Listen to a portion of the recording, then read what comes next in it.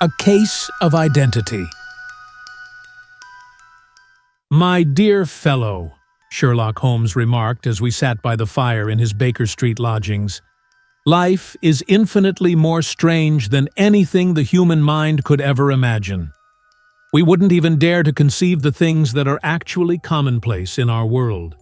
If we could fly out of that window, hand in hand, and hover over this vast city, gently lifting the roofs to peek at the peculiar things happening, the strange coincidences, the plans, the misunderstandings, the incredible chains of events stretching across generations and leading to the most bizarre outcomes, it would make all fiction, with its conventions and predictable conclusions, seem incredibly boring." "Still, I'm not entirely convinced," I answered. "The cases that come to light in the newspapers are, as a rule, fairly straightforward and rather crude. We have in our police reports realism taken to its absolute extreme, and yet the result, it must be confessed, is neither fascinating nor artistic. A certain level of selection and discretion is needed to create a truly realistic effect," Holmes pointed out. "That's what's missing in the police report, where perhaps more emphasis is placed on the magistrate's clichés than on the details that, to an observant mind, reveal the essential truth of the whole matter. You can be certain there's nothing as unnatural as the ordinary." I smiled and shook my head. "I can understand why you think so," I said. "Of course, in your position as an unofficial advisor and helper to anyone utterly perplexed, across 3 continents, you are constantly exposed to the strange and bizarre. But here," I picked up the morning newspaper from the floor, "let's put it to a practical test. Here's the first headline I come across: 'A husband's cruelty to his wife.' There's half a column of print, but I know without reading it that it's all perfectly familiar to me. There is, of course, the other woman, the drink, the shove, the blow, the bruise, the sympathetic sister or landlady. Even the crudest writer couldn't invent anything more ordinary." "Indeed, your example is unfortunate for your argument," Holmes said, taking the paper and glancing at it. "This is the Dundas separation case, and, as it happens, I was involved in clearing up some minor points in connection with it. The husband was a teetotaler, there was no other woman, and the conduct complained of was that he had developed the habit of ending every meal by taking out his false teeth and hurling them at his wife, which, you'll agree, is not an action likely to come to mind for the average storyteller. Take a pinch of snuff, doctor, and admit that I've won this round." He held out his snuff box of old gold, with a large amethyst in the center of the lid. Its splendor was in such contrast to his simple ways and life that I couldn't help commenting on it. "Ah," he said, "I forgot I hadn't seen you for a few weeks. It's a little souvenir from the King of Bohemia in return for my assistance in the case of the Irene Adler papers." "And the ring?" I asked, glancing at a remarkable diamond sparkling on his finger. "It was from the reigning family of Holland, although the matter in which I served them was so delicate that I cannot confide it even to you, who have been kind enough to record 1 or 2 of my little cases." "And do you have any on hand right now?" I asked with interest. "About 10 or 12, but none that present any interesting features. They are important, you understand, without being interesting. Indeed, I've found that it's usually in unimportant matters that there's room for observation and the quick analysis of cause and effect that gives investigation its charm. The bigger crimes tend to be simpler, because the bigger the crime, the more obvious the motive usually is. In these cases, except for one rather complex matter that's been referred to me from Marseille, there's nothing particularly interesting. It's possible, however, that I might have something better in a few minutes, for this is one of my clients. Or I'm much mistaken." He had risen from his chair and was standing between the parted blinds, gazing down at the dull, gray London street. Looking over his shoulder, I saw that on the pavement opposite there stood a large woman with a heavy fur boa around her neck, and a large curling red feather in a broad-brimmed hat, tilted in a flirtatious Duchess of Devonshire fashion over her ear. From under this grand display, she peered up nervously and hesitantly at our windows, while her body swayed back and forth, and her fingers fiddled with the buttons of her gloves. Suddenly, with a plunge, like a swimmer leaving the bank, she hurried across the road, and we heard the sharp clang of the doorbell. "I've seen those symptoms before," said Holmes, tossing his cigarette into the fire. "Swaying on the pavement always means an affaire de cœur. She wants advice, but isn't sure the matter isn't too delicate to share. And yet even here we may discriminate. When a woman has been seriously wronged by a man, she no longer oscillates, and the usual symptom is a broken bell wire. Here we may take it that there is a love matter, but that the maiden is not so much angry as perplexed or grieved. But here she comes in person to resolve our doubts." As he spoke, there was a tap at the door, and the boy in buttons entered to announce Miss Mary Sutherland, while the lady herself loomed behind his small black figure like a full-sailed merchantman behind a tiny pilot boat. Sherlock Holmes welcomed her with the easy courtesy for which he was remarkable, and having closed the door and bowed her into an armchair, he looked her over in the minute and yet abstracted fashion which was peculiar to him. "Do you not find," he said, "that with your short sight it is a little trying to do so much typewriting?" "I did at first," she answered, "but now I know where the letters are without looking." Then, suddenly realizing the full purport of his words, she gave a violent start and looked up, with fear and astonishment upon her broad, good-humored face. "You've heard about me, Mr. Holmes," she cried. "Else how could you know all that?" "Never mind," said Holmes, laughing. "It is my business to know things. Perhaps I have trained myself to see what others overlook. If not, why should you come to consult me?" "I came to you, sir, because I heard of you from Mrs. Etheridge, whose husband you found so easily when the police and everyone had given him up for dead. Oh, Mr. Holmes, I wish you would do as much for me. I'm not rich, but still, I have 100 a year in my own right, besides the little that I make by the machine, and I would give it all to know what has become of Mr. Hosmer Angel." "Why did you come away to consult me in such a hurry?" asked Sherlock Holmes, with his fingertips together and his eyes to the ceiling. Again, a startled look came over the somewhat vacuous face of Miss Mary Sutherland. "Yes, I did bang out of the house," she said, "for it made me angry to see the easy way in which Mr. Windybank, that is, my father, took it all. He would not go to the police, and he would not go to you, and so at last, as he would do nothing and kept on saying that there was no harm done, it made me mad, and I just on with my things and came right away to you." "Your father," said Holmes. "Your stepfather, surely, since the name is different." "Yes, my stepfather. I call him father, though it sounds funny too, for he is only 5 years and 2 months older than myself." "And your mother is alive?" "Oh yes, mother is alive and well. I wasn't best pleased, Mr. Holmes, when she married again so soon after father's death, and a man who was nearly 15 years younger than herself. Father was a plumber in the Tottenham Court Road, and he left a tidy business behind him, which mother carried on with Mr. Hardy, the foreman. But when Mr. Windybank came, he made her sell the business, for he was very superior, being a traveller in wines. They got £4,700 for the goodwill and interest, which wasn't near as much as father could have got if he had been alive."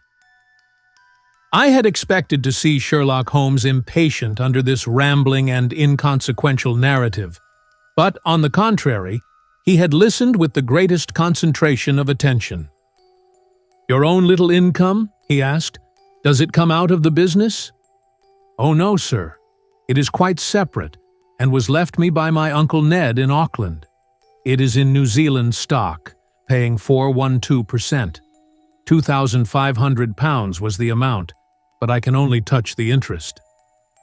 "You interest me extremely," said Holmes, "and since you draw so large a sum as 100 a year, with what you earn into the bargain, you no doubt travel a little and indulge yourself in every way. I believe that a single lady can get on very nicely upon an income of about £60. "I could do with much less than that, Mr. Holmes, but you understand that as long as I live at home I don't wish to be a burden to them, and so they have the use of the money just while I am staying with them. Of course, that is only just for the time. Mr. Windybank draws my interest every quarter and pays it over to Mother, and I find that I can do pretty well with what I earn at typewriting. It brings me 2p a sheet, and I can often do from 15 to 20 sheets in a day." "You have made your position very clear to me," said Holmes. "This is my friend, Dr. Watson, before whom you can speak as freely as before myself. Kindly tell us now all about your connection with Mr. Hosmer Angel." A flush stole over Miss Sutherland's face, and she picked nervously at the fringe of her jacket. "I met him first at the gasfitter's ball," she said. "They used to send Father tickets when he was alive, and then afterwards they remembered us and sent them to Mother. Mr. Windybank did not wish us to go. He never did wish us to go anywhere. He would get quite mad if I wanted so much as to join a Sunday school treat. But this time I was set on going, and I would go. For what right had he to prevent? He said the folk were not fit for us to know when all Father's friends were to be there, and he said that I had nothing fit to wear when I had my purple plush that I had never so much as taken out of the drawer. At last, when nothing else would do, he went off to France upon the business of the firm, but we went, Mother and I, with Mr. Hardy, who used to be our foreman, and it was there I met Mr. Hosmer Angel." "I suppose," said Holmes, "that when Mr. Windybank came back from France he was very annoyed at your having gone to the ball." "Oh, well, he was very good about it. He laughed, I remember, and shrugged his shoulders, and said there was no use denying anything to a woman, for she would have her way." "I see. Then at the gasfitter's ball you met, as I understand, a gentleman called Mr. Hosmer Angel." "Yes, sir. I met him that night, and he called next day to ask if we had got home all safe. And after that, we met him. That is to say, Mr. Holmes, I met him twice for walks, but after that Father came back again, and Mr. Hosmer Angel could not come to the house any more." "No?"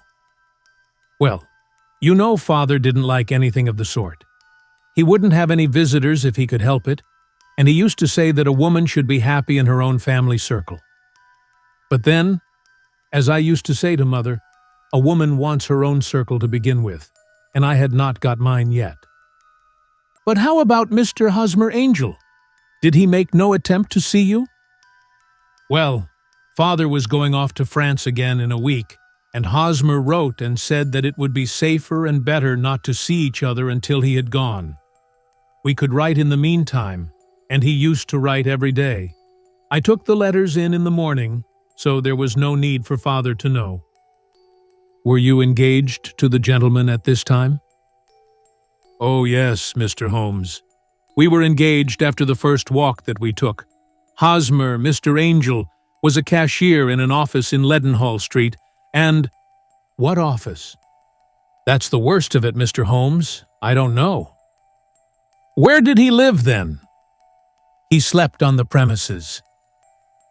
"And you don't know his address?" "No, except that it was Leadenhall Street."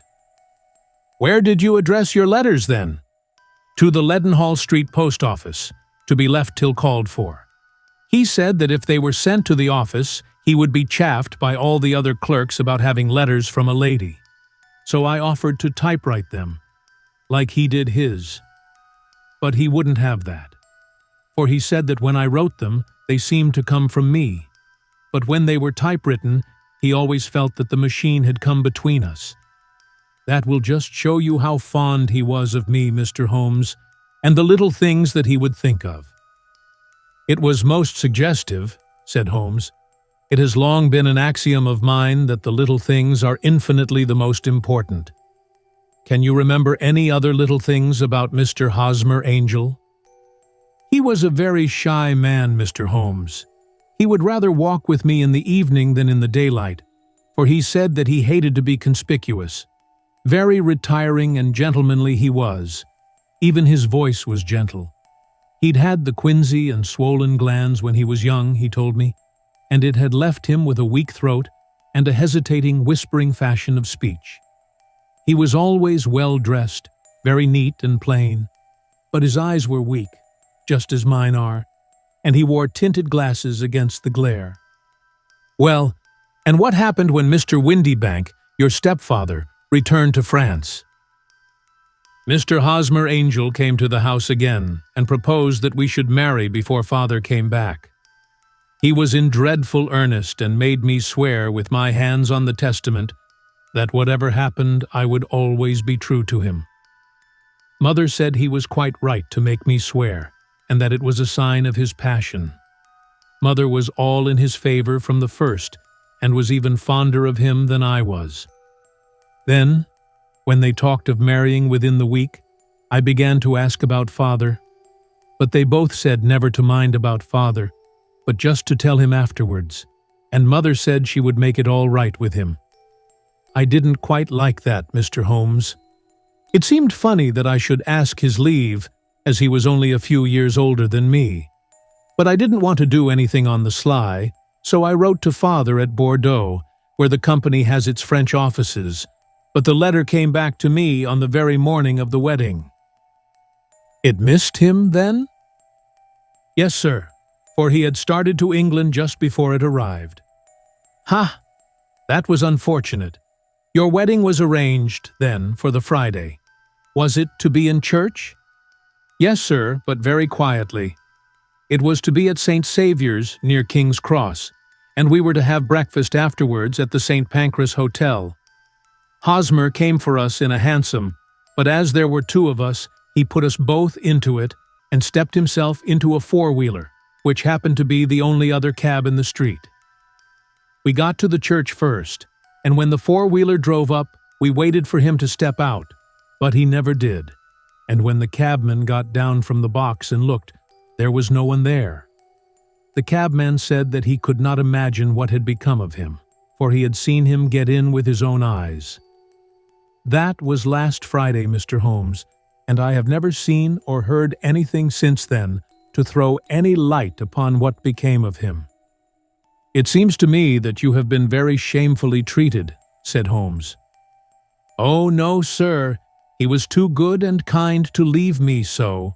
Why, all the morning he was saying to me that, whatever happened, I was to be true, and that even if something quite unforeseen occurred to separate us, I was always to remember that I was pledged to him, and that he would claim his pledge sooner or later.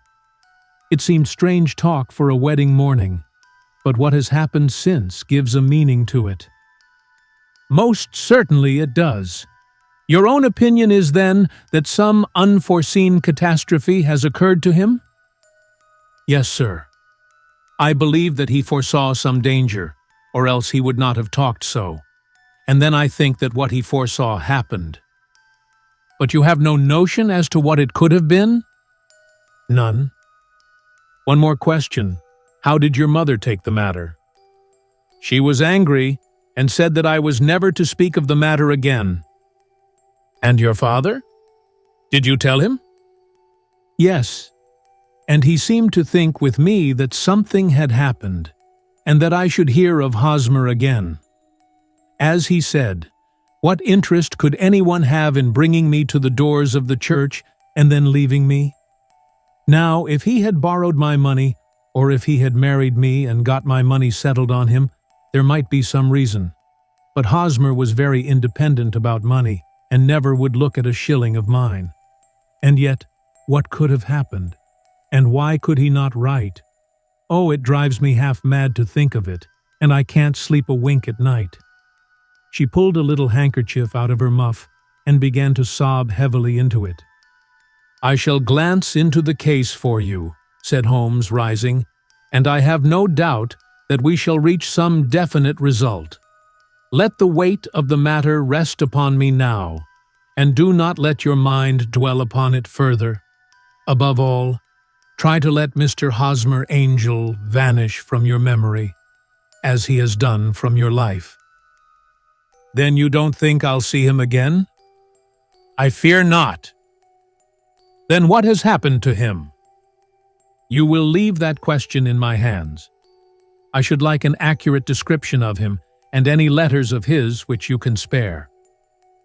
"I advertised for him in last Saturday's Chronicle," said she.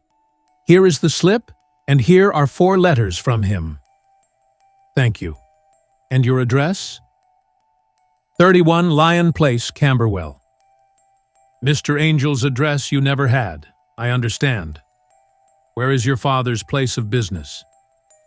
"He travels for Westhouse and Marbank, the great claret importers of Fenchurch Street." "Thank you. You have made your statement very clearly. You will leave the papers here, and remember the advice which I have given you. Let the whole incident be a sealed book, and do not allow it to affect your life." "You are very kind, Mr. Holmes, but I cannot do that. I shall be true to Hosmer. He shall find me ready when he comes back." For all the preposterous hat and the vacuous face, there was something noble in the simple faith of our visitor which compelled our respect. She laid her little bundle of papers upon the table and went her way, with a promise to come again whenever she might be summoned. Sherlock Holmes sat silent for a few minutes, with his fingertips still pressed together, his legs stretched out in front of him, and his gaze directed upward to the ceiling. Then he took down from the rack the old and oily clay pipe, which was to him as a counselor, and having lit it, he leaned back in his chair, with the thick blue cloud wreaths spinning up from him, and a look of infinite languor in his face. "Quite an interesting study, that maiden," he observed. "I found her more interesting than her little problem, which, by the way, is rather a trite one. You will find parallel cases, if you consult my index, in Andover in '77, and there was something of the sort at The Hague last year. Old as is the idea, however, there were 1 or 2 details which were new to me. But the maiden herself was most instructive." "You appeared to read a good deal upon her which was quite invisible to me," I remarked. "Not invisible, but unnoticed, Watson. You did not know where to look, and so you missed all that was important. I can never bring you to realize the importance of sleeves, the suggestiveness of thumbnails, or the great issues that may hang from a bootlace. Now, what did you gather from that woman's appearance? Describe it." "Well, she had a slate-colored, broad-brimmed straw hat, with a feather of a brickish red. Her jacket was black, with black beads sewn upon it, and a fringe of little black jet ornaments. Her dress was brown, rather darker than coffee color, with a little purple plush at the neck and sleeves. Her gloves were grayish and were worn through at the right forefinger. Her boots I didn't observe. She had small, round, hanging gold earrings, and a general air of being fairly well-to-do in a vulgar, comfortable, easy-going way." Sherlock Holmes clapped his hands softly together and chuckled. "'Pon my word, Watson, you are coming along wonderfully. You have really done very well indeed. It is true that you have missed everything of importance, but you have hit upon the method, and you have a quick eye for color. Never trust to general impressions, my boy, but concentrate yourself upon details. My first glance is always at a woman's sleeve. In a man it is perhaps better first to take the knee of the trouser. As you observe, this woman had plush upon her sleeves, which is a most useful material for showing traces. The double line a little above the wrist, where the typewritist presses against the table, was beautifully defined. The sewing machine of the hand type leaves a similar mark, but only on the left arm, and on the side of it farthest from the thumb, instead of being right across the broadest part, as this was. I then glanced at her face, and, observing the dint of a pince-nez at either side of her nose, I ventured a remark upon short sight and typewriting, which seemed to surprise her. It surprised me, but surely it was obvious. I was then much surprised and interested on glancing down to observe that, though the boots which she was wearing were not unlike each other, they were really odd ones. The one having a slightly decorated toe cap, and the other a plain one. One was buttoned only in the 2 lower buttons out of 5, and the other at the 1st, 3rd, and 5th.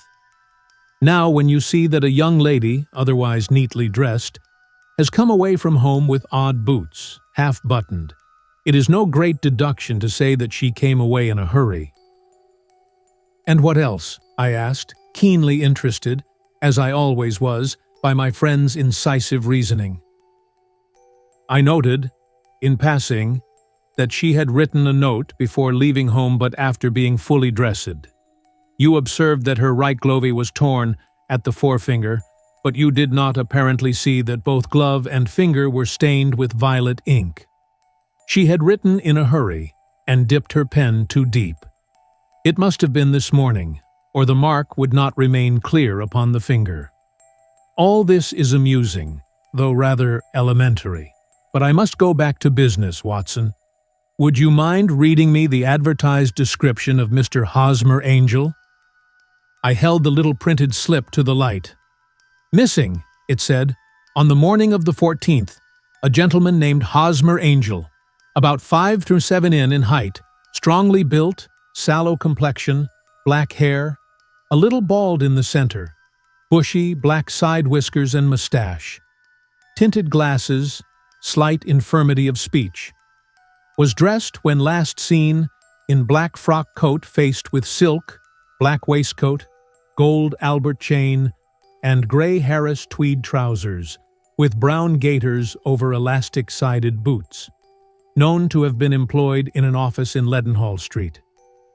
That will do, said Holmes. As to the letters, he continued, glancing over them, they are very commonplace. Absolutely no clue in them to Mr. Angel, save that he quotes Balzac once. There is one remarkable point, however, which will no doubt strike you. They are typewritten, I remarked. Not only that, but the signature is typewritten. Look at the neat little Hosmer Angel at the bottom.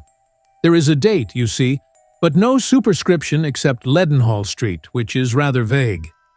The point about the signature is very suggestive. In fact, we may call it conclusive. Of what? My dear fellow, is it possible you do not see how strongly it bears upon the case? I cannot say that I do unless it were that he wished to be able to deny his signature if an action for breach of promise were instituted. No, that was not the point.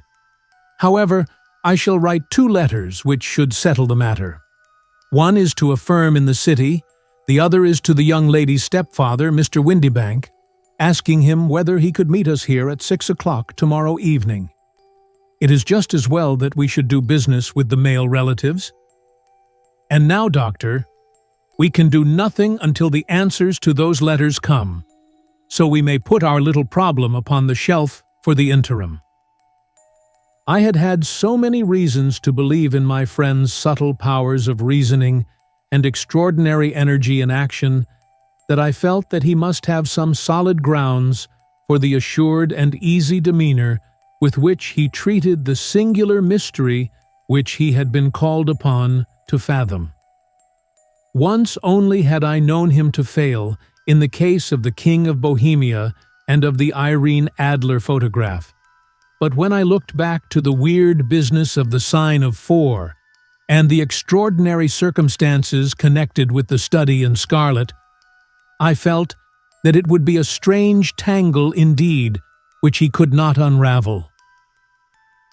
I left him then, still puffing on his black clay pipe, with the firm belief that when I returned the next evening, he would have all the clues necessary to uncover the identity of Miss Mary Sutherland's missing groom. A very serious professional case was demanding my attention at the time, and the entire following day I spent by the bedside of my patient. It wasn't until nearly 6 o'clock that I found myself free and able to jump into a hansom and drive to Baker Street, half afraid that I might be too late to help with the unraveling of this little mystery. I found Sherlock Holmes alone, however, half asleep, with his long, thin form curled up in the depths of his armchair. A formidable array of bottles and test tubes, along with the pungent, clean smell of hydrochloric acid, told me he had spent his day in the chemical work he held so dear. "Well, have you solved it?" I asked as I entered. "Yes, it was the bisulfate of baryta." "No, no, the mystery!" I cried. "Oh, that. I was thinking about the salt I've been working on. There was never any mystery to it, though. As I said yesterday, some of the details are of interest. The only drawback is that there's no law, I fear, that can touch the scoundrel." "Who was he then? And what was his motive in abandoning Miss Sutherland?" The question was barely out of my mouth, and Holmes hadn't even begun to answer, when we heard a heavy footstep in the hallway and a knock at the door. "This is the girl's stepfather, Mr. James Windybank," said Holmes. "He wrote to say he'd be here at 6. Come in." The man who entered was a sturdy, middle-aged fellow, about 30 years old, clean-shaven and sallow-skinned, with a bland, ingratiating manner and a pair of wonderfully sharp and penetrating gray eyes. He shot a questioning glance at each of us, placed his shiny top hat on the sideboard, and with a slight bow, slid into the nearest chair. "Good evening, Mr. James Windybank," said Holmes. "I believe this typewritten letter is from you, in which you scheduled an appointment with me for 6 o'clock? "Yes, sir.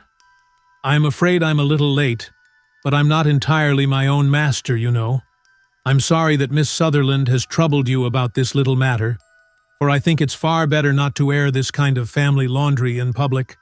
It was completely against my wishes that she came, but she's a very excitable, impulsive girl, as you may have noticed, and she's not easily controlled when she's set on something. Of course, I didn't mind you so much, as you're not connected with the official police, but it's not pleasant to have a family misfortune like this spread around. Besides, it's a useless expense, for how could you possibly find this Hosmer angel?" "On the contrary," said Holmes quietly, "I have every reason to believe that I will succeed in discovering Mr. Hosmer Angel."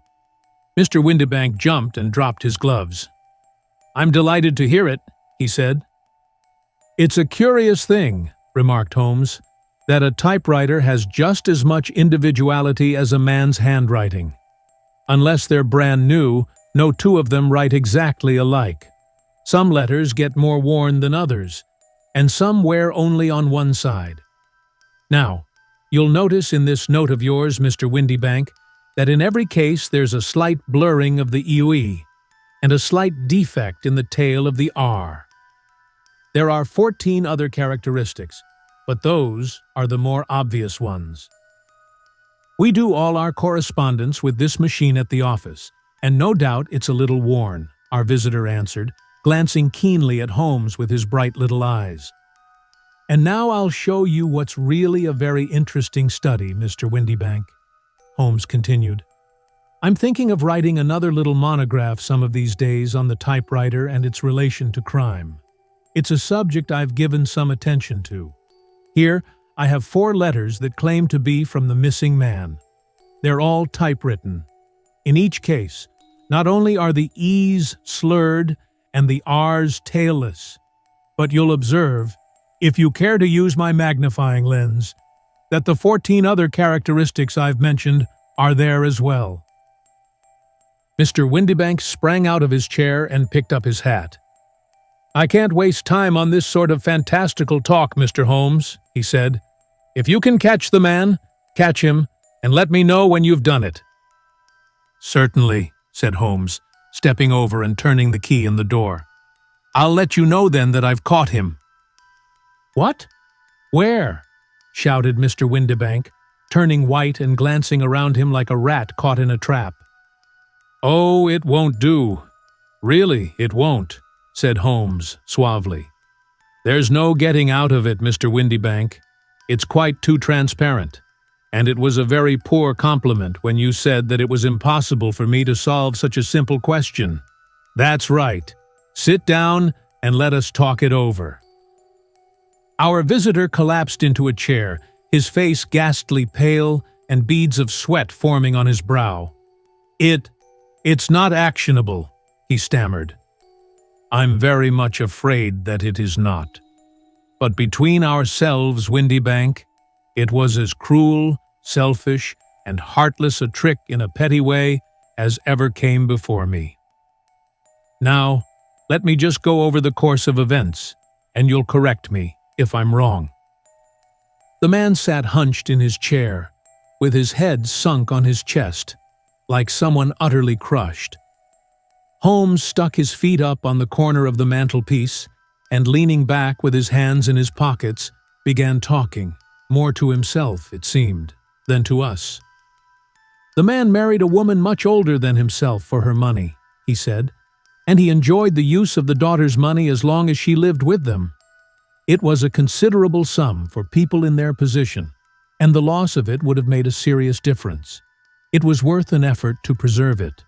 The daughter was of a good, amiable disposition, but affectionate and warm-hearted in her ways, so that it was evident that with her fair personal advantages and her little income, she would not be allowed to remain single long. Now her marriage would mean, of course, the loss of 100 a year, so what does her stepfather do to prevent it? He takes the obvious course of keeping her at home and forbidding her to seek the company of people of her own age. But soon he found that that would not answer forever. She became restive, insisted upon her rights, and finally announced her positive intention of going to a certain ball. What does her clever stepfather do then? He conceives an idea more creditable to his head than to his heart. With the connivance and assistance of his wife, he disguised himself, covered those keen eyes with tinted glasses, masked the face with a mustache and a pair of bushy whiskers, sunk that clear voice into an insinuating whisper, and doubly secure on account of the girl's short sight, he appears as Mr. Hosmer Angel, and keeps off other lovers by making love himself. "It was only a joke at first," groaned our visitor. "We never thought that she would have been so carried away." "Very likely not. However that may be, the young lady was very decidedly carried away, and having quite made up her mind that her stepfather was in France, the suspicion of treachery never for an instant entered her mind. She was flattered by the gentleman's attentions, and the effect was increased by the loudly expressed admiration of her mother. Then Mr. Angel began to call, for it was obvious that the matter should be pushed as far as it would go if a real effect were to be produced. There were meetings and an engagement which would finally secure the girl's affections from turning towards anyone else. But the deception could not be kept up forever. These pretended journeys to France were rather cumbrous. The thing to do was clearly to bring the business to an end in such a dramatic manner that it would leave a permanent impression upon the young lady's mind, and prevent her from looking upon any other suitor for some time to come.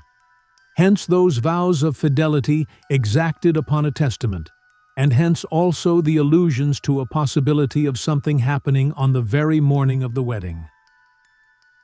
James Windybank wished Miss Sutherland to be so bound to Hosmer Angel, and so uncertain as to his fate, that for 10 years to come, at any rate, she would not listen to another man. As far as the church door he brought her, and then, as he could go no farther, he conveniently vanished away by the old trick of stepping in at one door of a four-wheeler and out at the other. I think that was the chain of events, Mr. Windybank. Our visitor had recovered something of his assurance while Holmes had been talking, and he rose from his chair now with a cold sneer upon his pale face. "It may be so, or it may not, Mr. Holmes," said he. "But if you are so very sharp, you ought to be sharp enough to know that it is you who are breaking the law now, and not me. I have done nothing actionable from the first, but as long as you keep that door locked, you lay yourself open to an action for assault and illegal constraint. "The law cannot, as you say, touch you," said Holmes, unlocking and throwing open the door. "Yet there never was a man who deserved punishment more. If the young lady has a brother or a friend, he ought to lay a whip across your shoulders." "By Jove," he continued, flushing up at the sight of the bitter sneer upon the man's face. "It is not part of my duties to my client, but here's a hunting crop handy, and I think I shall just treat myself to—" He took 2 swift steps to the whip, but before he could grasp it, there was a wild clatter of steps upon the stairs. The heavy hall door banged, and from the window we could see Mr. James Windybank running at the top of his speed down the road. "There's a cold-blooded scoundrel," said Holmes, laughing, as he threw himself down into his chair once more. "That fellow will rise from crime to crime until he does something very bad, and ends on a gallows. The case has, in some respects, been not entirely devoid of interest." "I cannot now entirely see all the steps of your reasoning," I remarked. "Well, of course it was obvious from the first that this Mr. Hosmer Angel must have some strong object for his curious conduct, and it was equally clear that the only man who really profited by the incident, as far as we could see, was the stepfather. Then the fact that the 2 men were never together, but that the one always appeared when the other was away, was suggestive. So were the tinted spectacles and the curious voice, which both hinted at a disguise, as did the bushy whiskers. My suspicions were all confirmed by his peculiar action in typewriting his signature, which, of course, inferred that his handwriting was so familiar to her that she would recognize even the smallest sample of it. You see, all these isolated facts, together with many minor ones, all pointed in the same direction. And how did you verify them? Having once spotted my man, it was easy to get corroboration. I knew the firm for which this man worked, having taken the printed description. I eliminated everything from it, which could be the result of a disguise, the whiskers, the glasses, the voice, and I sent it to the firm with a request that they would inform me whether it answered to the description of any of their travelers. I had already noticed the peculiarities of the typewriter, and I wrote to the man himself at his business address, asking him if he would come here. As I expected, his reply was typewritten and revealed the same trivial but characteristic defects. The same post brought me a letter from Westhouse and Marbank of Fenchurch Street, to say that the description tallied in every respect with that of their employé, James Windybank. Voilà tout. And Miss Sutherland? If I tell her, she will not believe me.